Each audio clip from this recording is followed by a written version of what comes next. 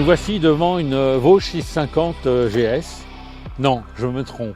GS c'est BMW, mais elle a un petit aspect BMW quand même. Pourquoi? Parce qu'en réalité c'est un modèle que produisait Longines, le partenaire de BMW, jusqu'en 2008, et après il a continué à le produire pour le marché chinois jusqu'à nos jours. Alors cette machine nous revient sous le nom de Vosges, qui est la marque export de Longines, qui est diffusée en France.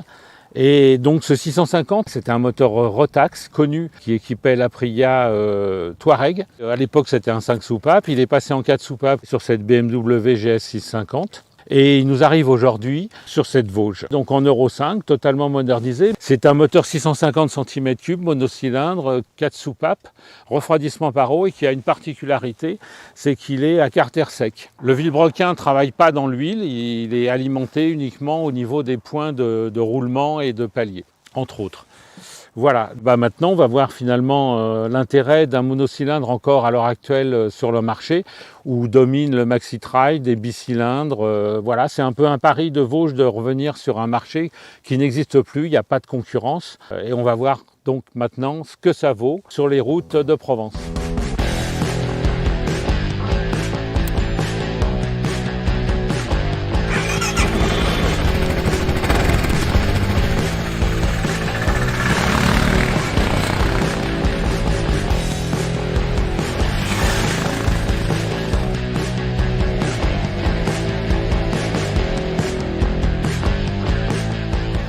Voilà, en selle, hein. Il faut lever la patte assez haut quand même parce qu'elle est assez imposante, et on est surtout gêné par un peu les valises qui sont au perché. Les repose-pieds sont assez hauts, mais on a les deux pieds au sol, hein, avec mon 1m75, pas de souci, elle fait 850 mm de hauteur de selle, mais j'ai pas de problème à ce niveau-là, et ça c'est assez sympa. Par contre, les grands risquent d'être un peu gênés au niveau de la position de conduite, parce que les jambes sont assez pliées et ils peuvent avoir les genoux qui viennent au-delà des échancrures du réservoir. La position est assez encastrée dans le véhicule et on a parfaitement l'instrumentation sous les yeux. C'est complet, TFT couleur avec toutes les informations. Hein. Le petit pare-brise réglable manuellement est correct, hein, il nous protège bien. On aurait peut-être aimé des protège-mains pour compléter l'équipement. Équipement qui par ailleurs est très complet. On a vu qu'il y avait deux béquilles. Hein. La béquille centrale, elle se met plus facilement quand on n'a pas les valises qu'avec les valises. Et il y a tout, il y a une prise USB au tableau de bord, il y a une prise 12 volts derrière le carter sous la selle. On a finalement pas mal de choses et il ne faut pas se plaindre de ce côté-là. La Vosges 650 DSX propose effectivement une dotation intéressante, pour un tarif, nous le verrons plus tard, bien placé. À la liste que tu viens de donner, Didier, ajoutons des pare carter, un sabot moteur, de la connectivité Bluetooth aux informations renvoyées sur l'écran, tout comme la pression des pneus. Et d'ailleurs, en parlant des pneus, ça donne quoi en comportement? Elle est très instinctive cette Vosges, très facile de prise en main, on est tout de suite à l'aise. Le poids est contenu, hein. Vosges l'annonce pour 170 kg, ça reste très correct. D'emblée, sur ces petites routes, on perçoit l'agilité de la moto. Elle se positionne très précisément, facilement, et prend de l'angle. Hein. On n'a pas de surprise, c'est sain. On a une bonne réactivité, qui est facilitée par un guidon assez large. Ce moteur, je vous en ai parlé tout à l'heure, on ne va pas revenir là-dessus. On va plutôt parler de son comportement. C'est un monocylindre, hein, donc c'est pas non plus un foot de guerre. Hein. Les vibrations, on les a, faut pas se leurrer. Mais dans une utilisation courante, c'est-à-dire au-delà de 2005 jusqu'à 4000, 4005, ça correspond à une plage d'utilisation en 5e à 90 km/h à peu près. Ça ne vibre pas trop. C'est pas du tout gênant. En dessous, il cogne pas finalement beaucoup. Et au-dessus, ça vibre. Hein. On l'a surtout dans le guidon, plus que dans les repose-pieds. Repose-pieds qui disposent de caoutchouc et qui amortissent finalement peut-être un peu plus que dans le guidon.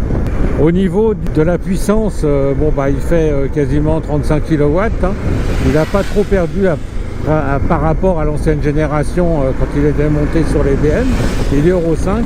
Sur l'autoroute, tout à l'heure quand je l'ai pris, on accrochait 160 compteurs. Donc bon, ça suffit à l'heure actuelle, surtout que c'est plus une machine de balade, d'agrément que pour traverser la France par le réseau autoroutier. La suspension, c'est agréable. On n'a pas pour un trail de changement d'assiette trop important au freinage. Freinage qui est assez mordant, c'est un freinage tout à fait correct avec des étriers 4 pistons.